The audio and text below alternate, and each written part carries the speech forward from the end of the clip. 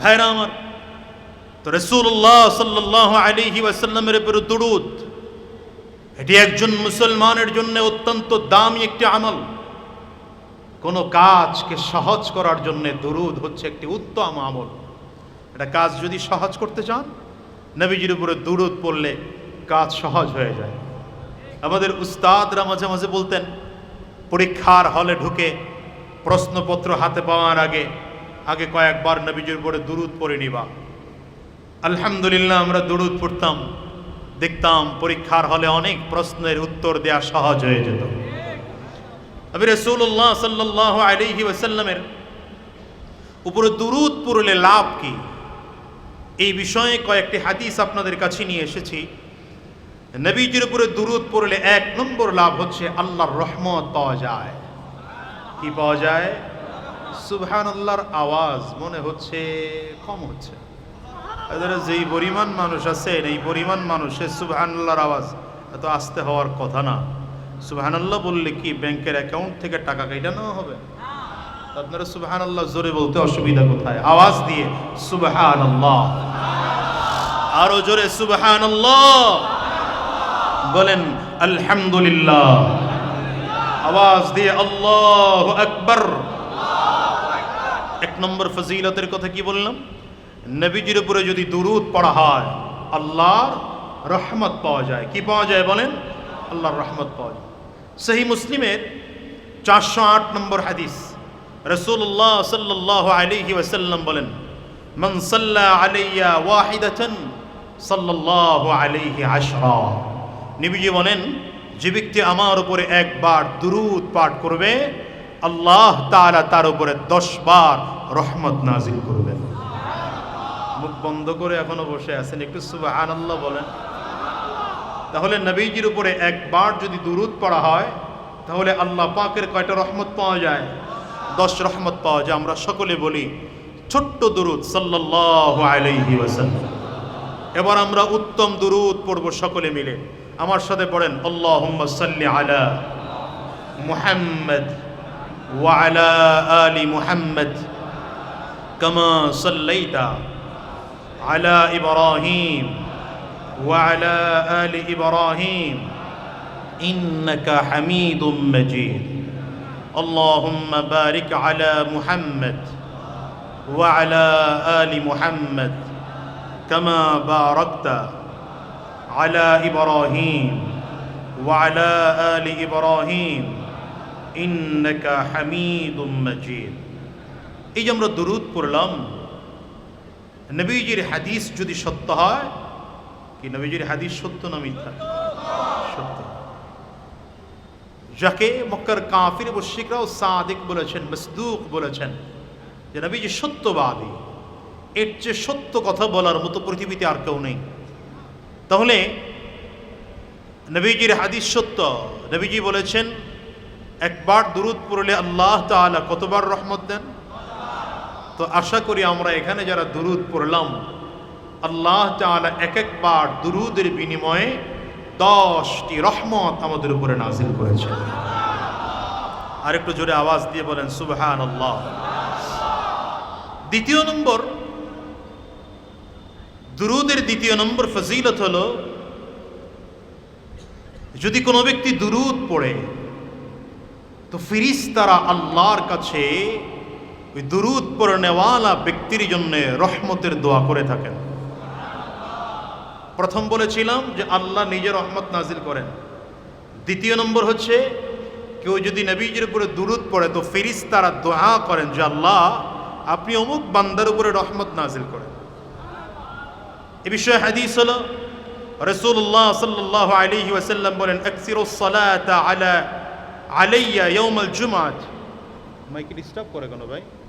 রাসূলুল্লাহ সাল্লাল্লাহু আলাইহি ওয়াসাল্লাম বলেন, তোমরা আমার উপরে জুমআর দিনে দুরূদ পড়ো। কোন দিনে? তার মানে অন্যান্য দিন দুরূদ পড়বো না? অবশ্যই পড়বো, কিন্তু জুমআর দিনে একটু বেশি পড়বো। নবীজি বলেন, আকসিরুস সালাতা আলাইয়া ইয়াউমাল জুমআতি। তোমরা আমার উপরে জুমআর দিন কি পড়ো? দুরূদ পড়ো। فإنه آتاني جبريل آنفا عن ربه عز وجل فقال মা আলাল আরদি মিন মুসলিমিন ইউসাল্লি আলাইকা মাররাতান ওয়াহিদাতান ইল্লা সাল্লাইতু আনা ওয়া মালাইকাতি আলাইহি আশরা। নবীজি বলেন যে এই মাত্র আমার কাছে জিবরিল আসলো রবের কাছ থেকে, আল্লাহর কাছ থেকে। জিবরিল এসে বলল, হুজুর আপনার উপরে কেউ যদি দুরূদ পড়ে একবার, তাহলে আমি জিবরিল এবং সকল ফেরেশতারা তার উপরে আল্লাহর কাছে 10 বার রহমত বর্ষণের জন্য দোয়া করি। তাহলে দুরূদের দ্বিতীয় নম্বর ফজিলত হলো, যদি নবীজির উপরে দুরূদ পড়া হয় তাহলে কি হবে? ফেরেশতার মাধ্যমে দোয়া পাওয়া যাবে যেন আল্লাহ তাআলা বান্দার উপরে রহমত নাজিল করে। 3 নম্বর, যদি কোনো ব্যক্তি দোয়া করে তো আল্লাহ তাআলা বান্দার সকল গুনাহ ক্ষমা করে দেন। দুরূদ পড়লে কি করে দেন? আল্লাহ তাআলা গুনাহ মাফ করে দেন। শুধু গুনাহ মাফ করেন না, আল্লাহ তাআলা দুরূদ পড়নেওয়ালা ব্যক্তির মর্যাদা বাড়িয়ে দেন। হাদিসের মধ্যে এসছে, এটা সুনানে নাসাঈর 1297 নম্বর হাদিস। রাসূলুল্লাহ সাল্লাল্লাহু আলাইহি ওয়াসাল্লাম বলেন, মান সাল্লা আলাইয়া সালাতান ওয়াহিদাতান সাল্লাল্লাহু আলাইহি 10 সালাওয়াত। এটা হলো প্রথম হাদিসের প্রথম বাক্য। নবীজি বলেন, কোনো ব্যক্তি যদি আমার উপরে একবার দুরূদ পড়ে, আল্লাহ তাআলা তার উপরে 10টি রহমত নাজিল করেন। এ পর্যন্তই শেষ নয়, ওয়া হুত্তাত আনহু 10 খতিআত। আল্লাহ তাআলা সেই ব্যক্তির থেকে 10টি গুনাহ মাফ করে দেন, মুছে দেন।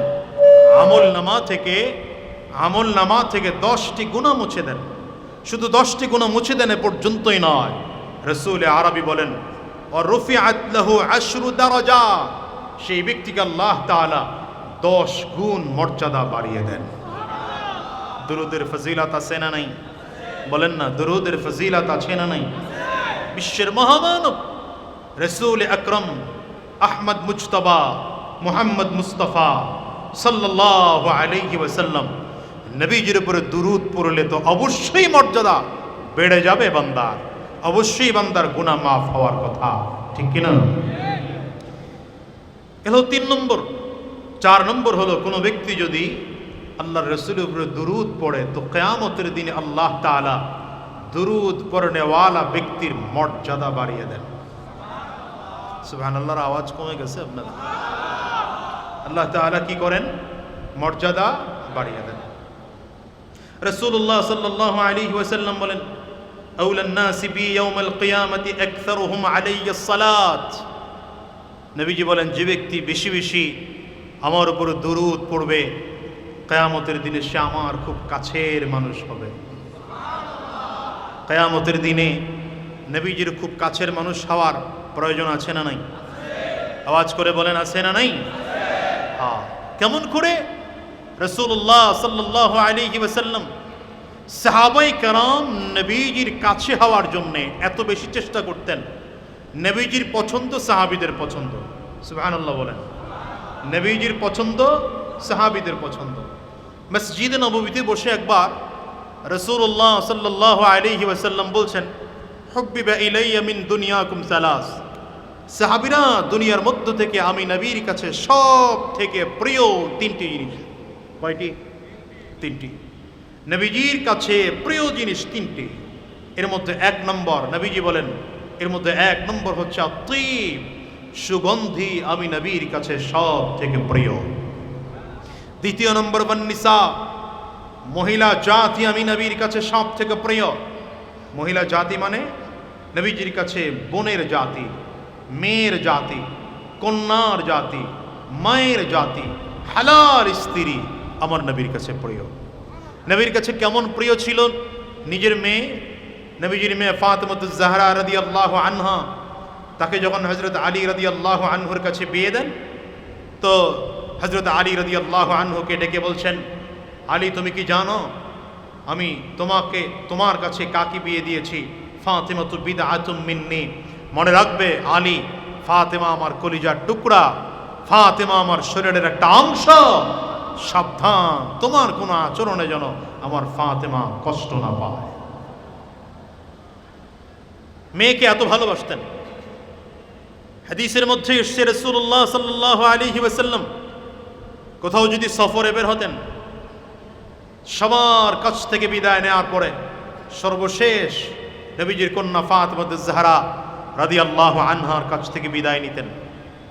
আবার সফর থেকে ফিরে এসে সর্বপ্রথম দেখা করতেন হযরত ফাতিমাতুজ জাহরা রাদিয়াল্লাহু আনহার সাথে। এতটা ভালোবাসতেন নিজের মেয়েকে, মাকে কি পরিমাণ ভালোবাসতেন আপনারা জানেন। রাসূলুল্লাহ সাল্লাল্লাহু আলাইহি ওয়াসাল্লাম 6 বছর বয়সে নিজের গর্ভধারিণী মাকে হারিয়েছেন, কিন্তু নবীজির আরেক মা ছিল যিনি নবীজিকে দুধ পান করিয়েছেন, হালিমাতুস সাদিয়া। এই তো কয়েকদিন আগে, গতকালকে পরশুদিন আমি ওমরা শেষ করে আসলাম, হালিমাতুস সাদিয়ার সে বাড়ি দেখে আসলাম। সেই পুরনো ঐতিহ্য নিয়ে মনে হচ্ছে যেন এখনো দাঁড়িয়ে আছে। আলহামদুলিল্লাহ। সাহাবায়ে কেরাম বলেন, একদিন আমরা নবীজির কাছে বসা গাছের ছায়ার নিচে হঠাৎ করে খেয়াল করে দেখলাম দূর থেকে একজন মহিলা, অত্যন্ত বয়স্কা মহিলা সামনের দিকে এগুচ্ছে। নবী আলাইহিস সালাতু ওয়াস সালাম মহিলাকে দেখে বসা থেকে দাঁড়িয়ে গেলেন। মাকে কি পরিমাণ সম্মান করতেন, বসা থেকে দাঁড়িয়ে গেলেন রাহমাতুল লিল আলামিন। যখন নবীজি দাঁড়িয়েছেন আমরা একটু দূরে সরে গেলাম। নবীজি সেই মহিলাকে সম্মান দিয়ে নিজের মাথার পাগড়ি খুলে জমিনে বিছিয়েছেন। এবার মহিলা সে কাপড়ের উপরে বসলেন। সাহাবায়ে কেরাম বলেন, দূর থেকে আমরা খেয়াল করলাম রাসূল আকরাম সাল্লাল্লাহু আলাইহি ওয়াসাল্লাম অত্যন্ত আদবের সাথে মহিলার সামনে বসেছে। কিছুক্ষণ কথাবার্তা বলার পরে মহিলা উঠে চলে গেল। আমরা নবীজিকে প্রশ্ন করলাম, হুজুর, কে এই বৃদ্ধা মহিলা যার সামনে আপনি এত আদবের সাথে বসলেন? নবীজি বললেন, তোমরা চিনো না? এ হচ্ছে আমার মা, যিনি আমাকে দুগ্ধ পান করিয়েছেন। এটাই তো সেই হালিমাতুস সাদিয়া। প্রিয় ভাইরা, রাসূলুল্লাহ সাল্লাল্লাহু আলাইহি ওয়াসাল্লামের কাছে 3টি জিনিস প্রিয়, এর মধ্যে দ্বিতীয় নম্বর প্রিয় হচ্ছে ওয়ান্নিসা, মহিলা জাতি নবীর কাছে প্রিয়। আজকের ইসলামকে যারা নারী বিদ্বেষী হিসাবে উপস্থাপন করতে চায়, কোরআনুল কারীমের বিধানকে যারা নারী বিদ্বেষী হিসেবে উপস্থাপন করতে চায়, তাদেরকে বলবো, নারী বান্ধব নীতিমালা সর্বপ্রথম কোরআন দিয়েছে। নারী বান্ধব নীতিমালা সর্বপ্রথম রাসূল আকরাম সাল্লাল্লাহু আলাইহি ওয়াসাল্লাম প্রণয়ন করেছেন। সুতরাং ইসলাম শ্রেষ্ঠ নারী বান্ধব বিধান। ইসলাম ছাড়া কোনো বিধান নারী বান্ধব নয়। কথা বলেন না কেন? জাহিলি যুগে, মূর্খতার যুগে নারীদেরকে বাজারের পণ্য বানানো হতো। মেয়ে হওয়াটা একটা অপরাধ ছিল। আপনাদের ইতিহাস জানা আছে, দাহিয়াতুল কলবি নামের এক সাহাবী 1 জন 2 জন নয় 100 মেয়েকে জীবিত দাফন করেছে শুধু মেয়ে কন্যা সন্তান হওয়ার কারণে, মেয়ে সন্তান হওয়ার কারণে। নবীজির কাছে পরবর্তীতে কালিমা পড়ে মুসলমান হয়েছেন। লম্বা আলোচনা, সেদিকে আমি যাব না, মূল আলোচনায় ফিরে যাব। জাহিলি যুগের অবস্থা এমন ছিল, যেই যুগে নিজের স্ত্রীকে নিজের দাসী মনে করা হতো। সিজনাল যে মহিলাদের অসুস্থতা আছে, কোন কোন মানুষ এমন বাড়াবাড়ি করত যে সিজনাল অসুস্থতার সময়ও স্ত্রীদের কাছ থেকে দূরে থাকতো না, তাদের সাথে সেই যা কাজ করা দরকার তা করত। আবার কিছু মানুষ এত পরিমাণে ছাড়াছাড়ি করত যে মহিলাদের সেই সৃজনাল অসুস্থতার সময় নিজের ঘর থেকে আলাদা করে আরেক ঘরে সরিয়ে ফেলত। রাসূলুল্লাহ সাল্লাল্লাহু আলাইহি ওয়াসাল্লাম বিধান করেছেন, বাড়াবাড়িও করা যাবে না, ছাড়াছাড়িও করা যাবে না। মহিলাদের সৃজনাল অসুস্থতার সময় যদিও তাদের সাথে সহবাস বিরত থাকবে, কিন্তু তাদেরকে ঘর আলাদা নয়, বিছানা আলাদা নয়, খাবার আলাদা নয়, একই সাথে খাবার খেতে হবে, একই বিছানায় ঘুমাতে হবে, আচরণ একই করতে হবে। এ বিধান নবীজি দিয়েছেন। শুধু তাই নয়, জাহিলি যুগে বিয়েতে কোনো মোহর ছিল না। সর্বপ্রথম নবীজি মোহরের ব্যবস্থা করেছেন মহিলাদের জন্য। কথা বলেন না কেন? যদিও এখন আমাদের দেশে পুরুষরা তো মোহর দেয় দেয় আবার দেয় না, কিন্তু নারীদের কাছ থেকে আবার যৌতুকও আদায় করে। আপনাদের এখানে নাই মনে হয়? এখানে যারা আছেন আপনারা মনে হয় কেউ যৌতুক টৌতুক নেন নাই। আওয়াজে কিন্তু মনে হচ্ছে যৌতুক নিছেন, কারণ আওয়াজ কম হয়েছে। যৌতুক একটা জাতীয় মহামারীতে রূপ নিয়েছে, জাতীয় মহামারী যৌতুক। আল্লাহ জাতিকে হেফাজত করুন, আমিন বলেন। চিল্লে আমিন বলেন, আস্তে না, জোরে আমিন বলেন। বিশেষ করে জুয়ান যারা আছো, বিয়ে করো নাই, এখানে বসে ওয়াদা করে যাও জীবনে যৌতুক নিয়ে বিয়ে করবে না। ইনশাআল্লাহর পাওয়ারে মনে হইল যে ভেজাল আছে, নিয়ত আছে। জোরে বলেন ইনশাআল্লাহ। যৌতুক একটা হারাম। যৌতুক কি? স্বামীর উপরে হক রয়েছে, বিয়ের সময় স্ত্রীকে মহারণা দিবে, মহার আদায় করবে। আর আমাদের দেশে এখন মহার তো আদায় করেই না, উল্টা গিয়ে মাফ চায় আসে। এক নম্বর প্রিয় আপনার সুন্দর চেহারার দিকে তাকিয়ে থাকা। দ্বিতীয় নম্বর প্রিয় আল্লাহু আকবার, কেমন সাহাবী ছিলেন। দ্বিতীয় নম্বর প্রিয় ইনফাকু মালি আলা রাসূলিল্লাহ। আবু বকর বলেন আমার কাছে সবথেকে প্রিয় আপনার জন্য সকল সম্পদ খরচ করা।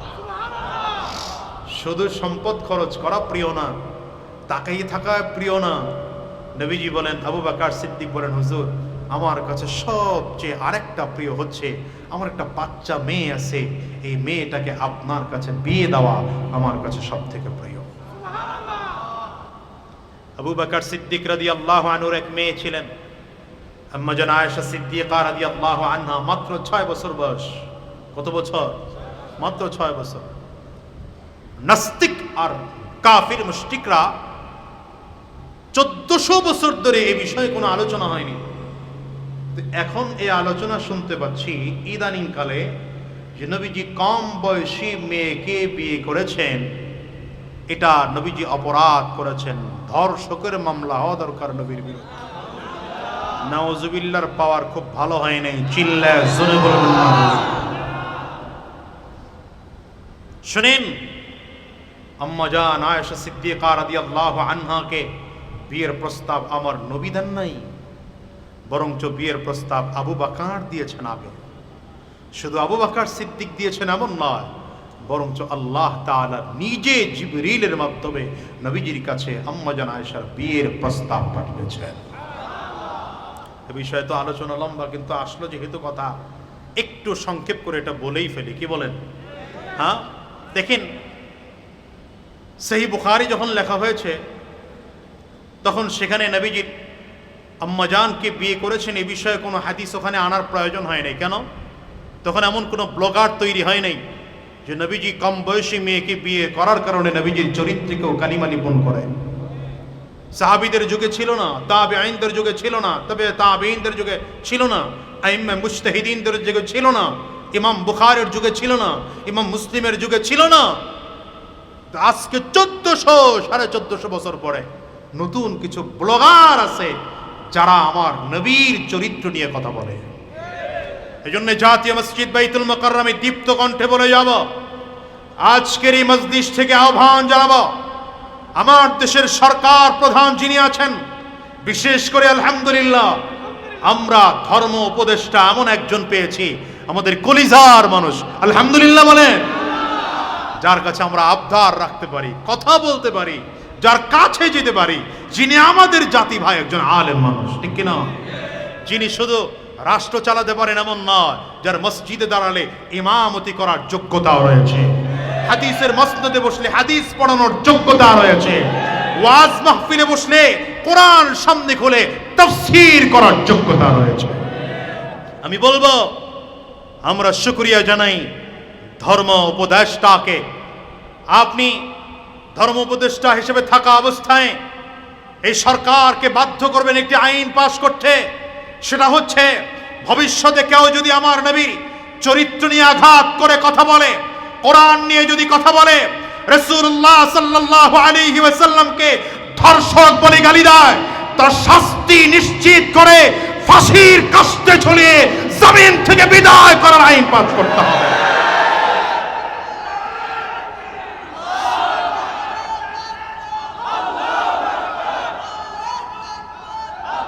আমরা বিগত দিনে দেখেছি বঙ্গবন্ধুর নামে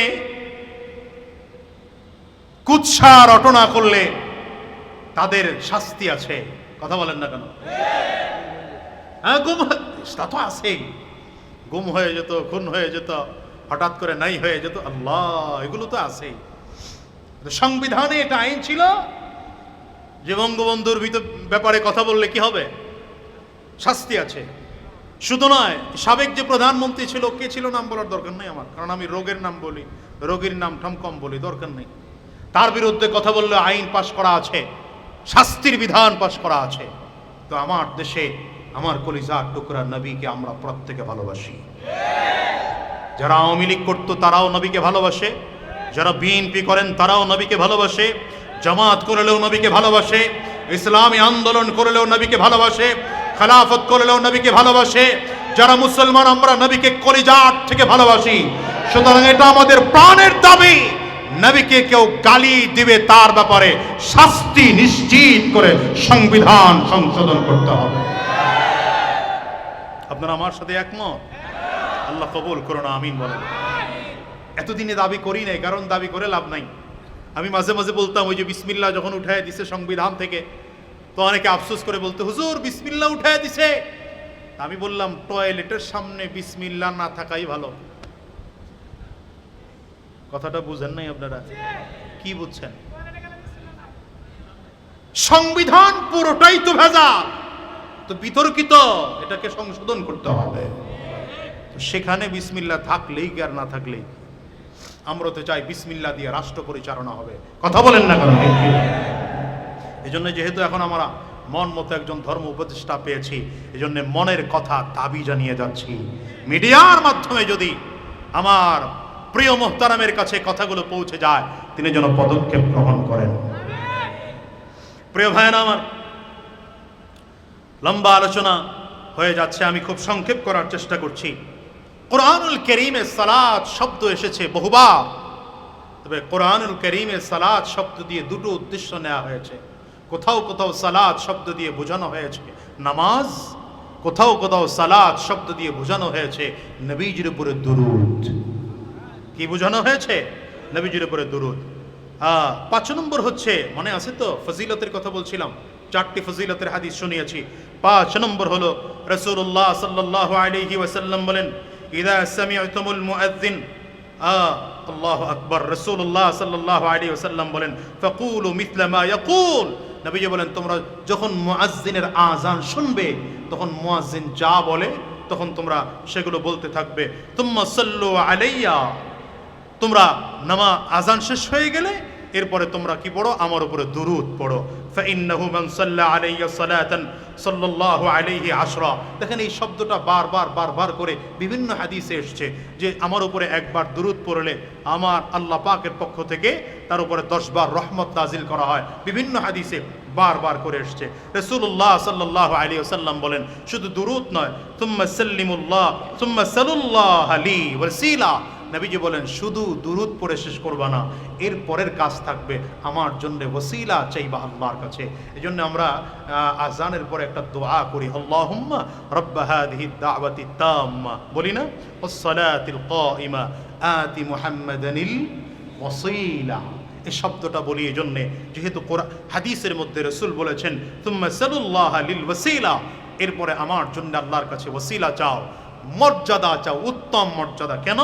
নবীজি বলেন, ফাইন্নাহা মানজিলাতুন ফিল জান্নাতি লা তানবাগি ইল্লা লিআবদিন মিন ইবাদিল্লাহ আরজু আনা আকুন। নবীজি বলেন যে আমি ওসিলা চাইতে বলি এই জন্যে যে জান্নাতের মধ্যে এমন একটি মর্যাদা আছে, এমন একটি স্থান আছে যেটি সব থেকে উত্তম স্থান, যেটা আল্লাহর বান্দাদের মধ্যে একজনই পাবে, আর কেউ পাবে না। আরজু আনা আকুন, আমি আশা করি যেন আল্লাহ আমাকে সেটা দান করেন। কে বলছেন? নবীজি বলছেন। এই জন্যে নবী বলেন, এই জন্যে আমার কাছে ফামান সাআলা লিল ওয়াসিলা হাল্লাত লাহু শাফাআ, নবী বলেন যে ব্যক্তি আমার জন্য সেই ওয়াসিলা চাইবে, কিয়ামতের দিনে আমি তার জন্য সুপারিশ করব। তাহলে 5 নম্বর ফজিলত পাইলাম, দুরূদের ফজিলত। যদি কেউ রাসূলুল্লাহ সাল্লাল্লাহু আলাইহি ওয়াসাল্লামের দুরূদ পড়ে, তাহলে আমার নবী কিয়ামতের দিনে তার জন্য কি করবেন? সুপারিশ করবেন, শাফাআত করবেন। প্রিয় ভাইয়েরা আমার, এরপরে 6 নম্বর হচ্ছে, কোন ব্যক্তি যদি রাসূলুল্লাহ সাল্লাল্লাহু আলাইহি ওয়াসাল্লামের উপরে দুরূদ পড়ে তাহলে জান্নাতের মধ্যে বিশেষ মর্যাদা লাভ করে। সুবহানাল্লাহ, জোরে বলেন। রাসূলুল্লাহ সাল্লাল্লাহু আলাইহি ওয়াসাল্লাম বলেন, মান কানা আকসারুহুম আলাইয়া সালাতান কানা আকরাবুহুম মিন্নি মানজিলাতান। নবীজি বলেন, যে ব্যক্তি আমার উপরে বেশি বেশি দুরূদ পড়বে কিয়ামতের দিনে জান্নাতের মধ্যে আমার কাছে তার জায়গা হবে। আরো জোরে বলেন সুবহানাল্লাহ। এটা সহিহ আত-তারগীবের 1673 নম্বর হাদিস। প্রিয় ভাইরা, 7 নম্বর, যদি কোনো ব্যক্তি আল্লাহ রাসূলের উপরে দুরূদ পড়েন তো নবীজি বলেন সেই দুরূদ ফেরেশতারা আমি নবীর কাছে পৌঁছিয়ে দেয়। কোন ব্যক্তি দুরূদ পড়লে কি করে ফেরেশতারা? আল্লাহ নবীর দুরূদ পৌঁছিয়ে দেয়। ইন্নাল্লাহ আযজা ওয়া জাল্লা, ইন্না লিল্লাহি আযজা ওয়া জাল্লা মালাইকাতান। নবীজি বলেন, আল্লাহ পাকের কিছু ফেরেশতা আছে সাইয়াহিনা ফিল আরদ, যারা জমিনের মধ্যে বিচরণ করে বেড়ায়। কেন? ইউবাল্লিগুনি মিন উম্মতি সালাম, যারা আমার কোন উম্মত যদি সালাম করে আমাকে সালাম দেয় তো ফেরেশতারা সে সালাম নিয়ে আমি নবীর কাছে পৌঁছিয়ে দেয়। এরপরের আরেক হাদিস রাসূলুল্লাহ সাল্লাল্লাহু আলাইহি ওয়াসাল্লাম বলেন, লা তাজআলু কবরি ঈদা ওয়া সাল্লু আলাইয়া ফা ইন্না সালাতাকুম তুবাল্লিগুনি হাইসু কুনতুম। নবীজি বলেন, সাবধান, আমার কবরকে, অর্থাৎ নবীজির রওজাকে বলা হয়েছে, আমার কবরকে তোমরা উৎসবের জায়গা বানিয়ে নিও না। আমরা তো বর্তমান মাজারগুলোকে উৎসবের জায়গা বানিয়ে ফেলেছি, অথচ নবীজি নিজের কবরকে উৎসবের জায়গা বানাতে নিষেধ করেছেন। আমি তো এই রবিউল আউয়াল মাস 1 সপ্তাহ কাটিয়ে আসলাম মদিনাতে। হ্যাঁ, আমাদের দেশের ভণ্ড বীরেরা এখানে বসে যা করছে, গিয়ে দেখো নবীজির রওজায় তার কিচ্ছু হয় না। নিজের চোখে দেখে বলছি, নিজের চোখে দেখে বলছি, ওখানে দাঁড়িয়ে সালাম দেওয়ার ছাড়া দ্বিতীয় কোন কাজ করা সরকারের পক্ষ থেকে নিষেধ আছে। আগে তো মোবাইলের ব্যাপারেও খুব সচেতন ছিল, ইদানিং গিয়ে দেখলাম যে মোবাইলের ক্ষেত্রে তারা একটু উদাসীন হয়ে গেছে, যে কেউ ছবি তুলছে। কিন্তু নবীজির উপরে সালাম দেওয়া ছাড়া দ্বিতীয় কোনো কাজ করা সম্ভব নয়। 3-4 জন লোক দেখলাম, কোন দেশে হবে আমি জানি না, তারা বাবু সালামের সামনে একটু দূরে নবীজির রওজার দিকে হাত তুলে কি যেন দোয়া করছেন। 3-4 জন, কোথা থেকে পুলিশ টের পেল জানি না। পুলিশ এসে প্রথমে তাদের হাত নিচে নামিয়ে ফেললো আর বললো, ইয়া হাজ্জি কাবা হেনা, কাবার দিকে ফিরো। ঠিক আমরা এখন যেভাবে বসে আছি, মদিনাতুল মুনাওয়ারায় নবীজির রওজার দিকে তাকালে কিবলা কোন দিকে? ডান দিকে হবে। তো সে লোকটাও এভাবে ইশারা দিল, কাবা হেনা, এদিকে তাকাও, এদিকে কাবা, কাবার দিকে ফিরে মোনাজাত করো। হাত নামিয়ে দিলে কিছু আসে না একটু বেশি ঘাটতেরা, আবার হাত তুলেছে পুলিশ, আবার হাত নামিয়ে দিয়েছে। আবার যখন হাত তুলেছে, এবার পুলিশ পেছনে ধাক্কা দিয়ে সরিয়ে দিয়েছে, সরে যাও, নবীজির কাছে যাওয়ার কিছু নেই, যাওয়ার দরকার হলে রবের কাছে যাও। আর আমার দেশের ভণ্ড বীরেরা তো মাশাআল্লাহ রাজা শুরু করেছে। আল্লাহ জাতিকে হেফাজত করুন, চিল্লা আমিন বলেন, আরো জোরে আমিন বলেন।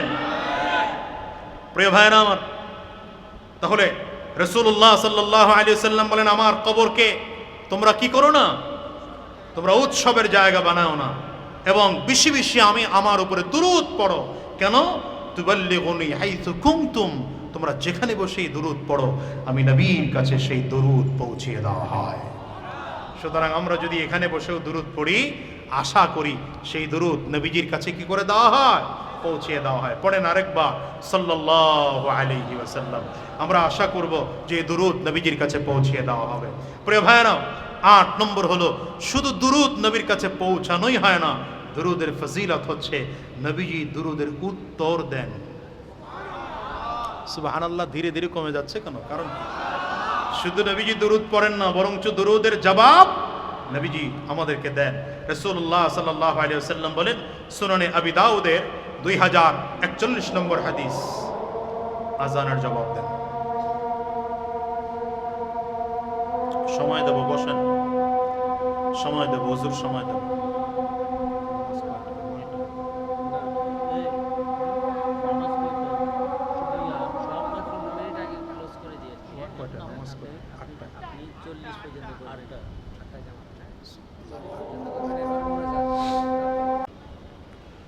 প্রিয় ভাইরা, রাসূলুল্লাহ সাল্লাল্লাহু আলাইহি ওয়াসাল্লামের উপর দুরূদ পড়লে নবীজি দুরূদের কি করেন? উত্তর দেন। রাসূলুল্লাহ সাল্লাল্লাহু আলাইহি ওয়াসাল্লাম বলেন, মা মিন আহাদিন ইউসাল্লিমু আলাইয়া ইল্লা রাদ্দাল্লাহু আলাইয়া আলা রূহি হাত্তা রাদ্দা আলাইহিস সালাম। নবীজি বলেন, কোন ব্যক্তি যদি আমার উপরে সালাম পড়ে, দুরূদ পড়ে, আল্লাহ তাআলা আমার কাছে সে দুরূদ পৌঁছিয়ে দেন। শুধু দুরূদ পৌঁছিয়ে দেন এ পর্যন্ত না, নবীজি বলেন আমি সেই দুরূদের জবাব দিয়ে থাকি। নবীজি সেই দুরূদের কি করে থাকেন? জবাব দিয়ে থাকেন। সুতরাং আমাদের জীবনের সব থেকে উত্তম আমল হবে দুরূদের আমল। বলেন কিসের আমল? দুরূদের আমল। জুমার দিনে বিশেষ করে বেশি বেশি দুরূদ পড়ব।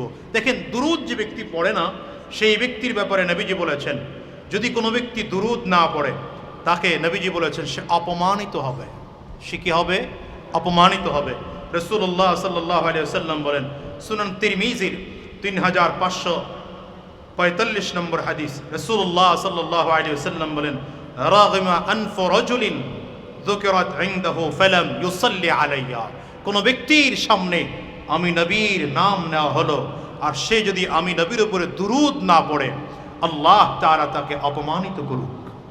সুতরাং আমরা এটা কোনোদিন মেনে নেব? আমরা সব সময় নবীজির নাম যেখানেই নেওয়া হবে আমরা সেখানেই দুরূদ পড়ব ইনশাআল্লাহ। শুধু এখানেই নয়, রাসূলুল্লাহ সাল্লাল্লাহু আলাইহি ওয়াসাল্লাম বলেন, কোন ব্যক্তি যদি আমার উপরে দুরূদ না পড়ে সে কৃপণ। কি বলেছেন নবীজি? কৃপণ বলেছেন, বখিল বলেছেন। রাসূল বলেন, তিরমিজির, এটাও সুনান তিরমিজির হাদিস, 3546 নম্বর হাদিস, নবী বলেন, আল বখিলুল্লাযী মান যুকিরাত ইনদাহু ফালাম ইউসাল্লি আলাইয়া।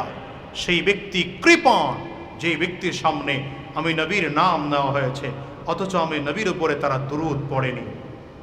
শুধু এটাই নয়, আরো ভয়ঙ্কর কথা, নবী বলেন কিয়ামতের দিনে জান্নাতের পথ তাকে ভুলিয়ে দেওয়া হবে। সে জান্নাতের পথ খুঁজে পাবে না যে ব্যক্তি নবীর উপরে দুরূদ পড়ে না। নবী বলেন, মান নাসিয়া সালাতা আলাইয়া খাতিআতি তরিকাল জান্নাহ। নবী বলেন, যে ব্যক্তি আমার উপরে দুরূদ পড়ার কথা ভুলে যায়, কিয়ামতের দিন আল্লাহ তাআলা জান্নাতের পথ তাকে ভুলিয়ে দিবেন। প্রিয় ভাইরা আমার, সুতরাং নবীর উপরে দুরূদ পড়ব, এটা উত্তম আমল। এই বিষয়টা যেহেতু ছিল আমার উপরে দুরূদের ফজিলত, খুব সংক্ষিপ্ত আলোচনার মধ্যে যতটুকু চেষ্টা করেছি, নবীর উপরে দুরূদ পড়ব না তো কার উপরে দুরূদ পড়ব?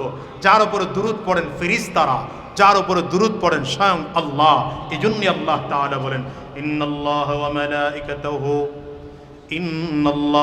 মালাইকাতাহু ইউসাল্লুনা আলান নবী ইয়া আইয়ুহাল্লাযীনা আমানু সাল্লু আলাইহি ওয়া সাল্লিমু তাসলিমা।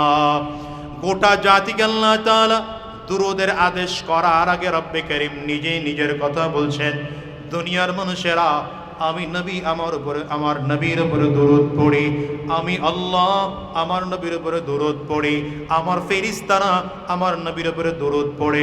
যেই নবীর উপরে আল্লাহর ফেরেশতারা দুরূদ পড়েন, যেই নবীর উপরে আল্লাহ তাআলা নিজে দুরূদ পড়েন, সেই নবীর উপরে আমাদেরও দুরূদ পড়ার দরকার আছে না নাই? সালাম দেওয়ারও দরকার আছে না নাই? সালামের উত্তম তরিকা আল্লাহ তাআলা শিখিয়েছেন। নামাজের মধ্যে যখন বসবো তাশাহুদের মধ্যে পড়বো, আত-তাহিয়াতু লিল্লাহি ওয়াস-সালাওয়াতু ওয়াত-তাইয়্যিবাত, আসসালামু আলাইকা আইয়ুহান নাবিয়্যু ওয়া রাহমাতুল্লাহি ওয়া বারাকাতুহু। আল্লাহ তাআলা দুরূদের পদ্ধতিও শিখিয়ে দিলেন, সালামের পদ্ধতিও শিখিয়ে দিলেন। নামাজের মধ্যে বসে বসে চমৎকার আদবের সাথে আমার নবীর উপরে দরুদ পড়ো। দুনিয়ার মানুষেরা যে মানুষ যাকে বেশি ভালোবাসে তার প্রতি বেশি বেশি স্মরণ করে।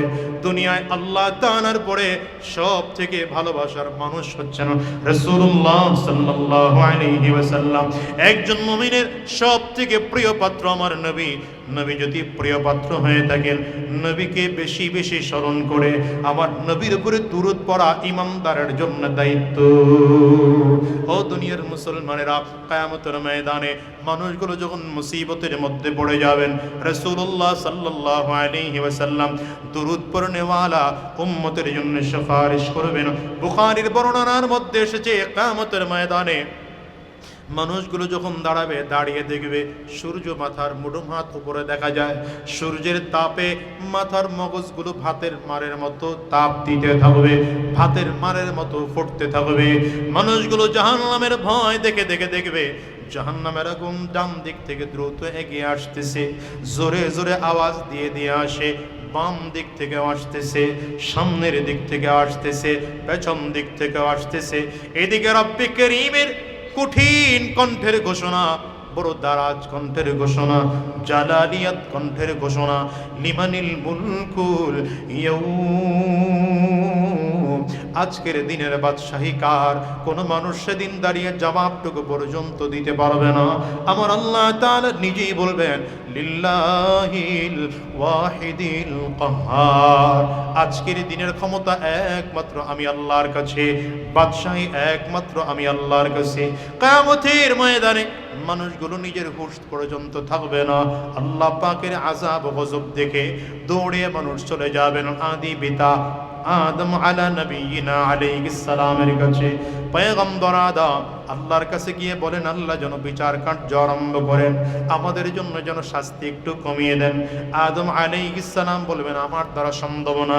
সহিহ বুখারীর মধ্যে এসেছে, মানুষগুলো পয়গম্বর ইব্রাহিম আলাইহিস সালামের কাছে আসবে, লম্বা আলোচনা। পয়গম্বর ইব্রাহিম আলাইহিস সালাম বলবেন, আমার দ্বারাও সম্ভব না। পয়গম্বর মুসা আলাইহিস সালামের কাছে আসবেন, তিনিও বলবেন, আমার দ্বারাও সম্ভব না। দাউদ আলাইহিস সালামের কাছে আসবেন, তিনিও বলবেন, আমার দ্বারা সম্ভব না। নূহ আলাইহিস সালামের কাছে আসবেন, তিনিও বলবেন, আমার দ্বারা সম্ভব না। হযরত ঈসা আলাইহিস সালামের কাছে আসবেন, তিনি বলবেন, আমার দ্বারা সম্ভব নয়, তবে আমি আমার একজন নবীর নাম বলে দিতে পারি, যদি তোমরা নবীর কাছে যাও।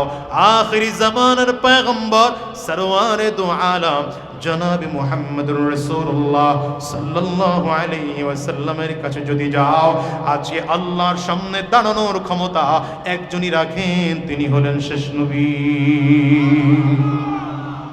সকল নবীর উম্মতেরা মিলে শেষ নবীর কাছে গিয়ে দাঁড়াবে, পয়গম্বর আপনি আমাদেরকে আল্লাহর কাছে নিয়ে যান। মানুষগুলো তাকিয়ে তাকিয়ে দেখবে সেদিন রাহমাতুল লিল আলামিন পুলসিরাতের পুলের কিনারে দাঁড়িয়ে, জাহান্নামের পাড়ে দাঁড়িয়ে আমার নবী বলছেন, রব্বি হাবলি উম্মতি, রব্বি হাবলি উম্মতি, আয় আল্লাহ আমার উম্মতকে বাঁচাও, আমার উম্মতকে বাঁচাও। উম্মতেরা যাওয়ার সাথে সাথে নবী সামনে সামনে চলবেন, সব নবীর উম্মতেরা পেছনে পেছনে চলবে। আল্লাহর সামনে দাঁড়িয়ে নবী কোনো কথা না বলে রবের কুদরতি কদমের সামনে সাজদায় পড়ে যাবেন, তাসবিহ পড়তে থাকবেন, সানা পড়তে থাকবেন আমার নবী। ওই দিনে রবের এত রাগ, কোন নবী দাঁড়াতে সামনে সাহস পান নাই, কিন্তু নবীজির হামদু সানা শোনার পরে আল্লাহ পাকের রাগ কমে যাবে। এই সর্বপ্রথম আমার নবীকে আল্লাহ তাআলা নিজের নামটা ধরে ডাক দিবেন, ইয়া মুহাম্মদ ইরফা রাসাক সাল তুতা ইশফা তুশফা। নবীকে বলবেন, এ মুহাম্মদ মাথা ওঠান, তাড়াতাড়ি করে মাথা ওঠান। আপনি কি বলবেন? আমি আল্লাহ আপনার সব কথাগুলো কবুল করে নেব। আপনি কি সুপারিশ করবেন? সব মঞ্জুর করে নেব। নবীজি বলবেন, আল্লাহ আজকে কিয়ামতের ময়দানে আমার উম্মতেরা, সব নবীর উম্মতেরা কিয়ামতের আযাব সহ্য করতে পারে না, আপনি বিচার কার্য দ্রুত আরম্ভ করে দেন। নবীজির কথায় আল্লাহ তাআলা বলবেন, বিচার কার্য আরম্ভ করলাম। এবার রাহমাতুল লিল আলামিন বলবেন, আল্লাহ আমার যত উম্মত আছে সব উম্মতকে আপনি মাফ করে দেন। দুনিয়ার মুসলমানেরা নবীজির উপরে যত বেশি বেশি দুরূদ পড়ব, আমাদের জন্য মাফের ফয়সালা হবে। এজন্য দুরূদ পড়ব কি পড়ব না বলেন? দুনিয়ায় এখান থেকে ওয়াদা করে যান, আজকের থেকে জীবনের বড় একটি আমল হবে নবীজির উপরে দুরূদ পড়া, বড় একটি আমল হবে নবীজির উপরে দুরূদ পড়া। আল্লাহ আমাদের সকলকে নবীজির উপরে দুরূদ পড়ে কিয়ামতের ময়দানে শাফাআত নবীজির নসিব করুন। চিল্লা বলেন আমিন। আলহামদুলিল্লাহি রাব্বিল আলামিন ওয়াস সালাতু ওয়াস সালামু আলা সাইয়্যিদিল আমবিয়া ওয়াল মুরসালিন।